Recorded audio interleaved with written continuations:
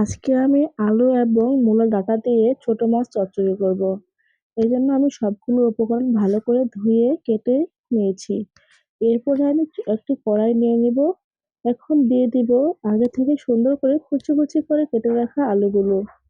এখন দিয়ে দিচ্ছি মূলার ডাঁটাগুলো। এরপরে পেঁয়াজ কুচি এবং মরিচ কুচি দিয়ে দিলাম। এখন আমি দিয়ে দিব পরিমাণ মতো লবণ, পরিমাণ মতো হলুদ গুঁড়া এবং পরিমাণ মতো তেল।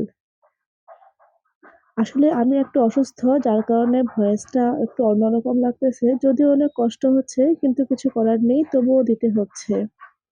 এখন সুন্দর করে মাখানো হয়ে গেলে একটুখানি পানি দিয়ে দিব। পুরো ভিডিওটি না টেনে দেখুন, দেখবেন খুব সহজেই একটি মজাদার তরকারির রেসিপি দেওয়া হয়েছে। খুব সহজ, কিন্তু খেতে ভারী মজা। এখন আমি মাছগুলো হালকা একটু ভেজে নিয়েছিলাম, সেই মাছগুলো দিয়ে দিচ্ছি। দিয়ে একটি চামচের সাহায্যে উল্টে পাল্টে নেব। তারপর আমি আবার ঢাকনা দিয়ে ঢেকে দেব। ফিরে এলাম 17 মিনিট পরে। ফাইনালি হচ্ছে আমার তরকারিটা হয়ে গিয়েছে, দেখেন শুকিয়ে একদম বসে গিয়েছে। নিচে কিন্তু কোনো পানি নাই, পুরো পানিটা শুকিয়ে গিয়েছে। এতক্ষণ আমার সাথে থাকার জন্য অনেক অনেক ধন্যবাদ। সবাই ভালো থাকবেন। আল্লাহ হাফেজ।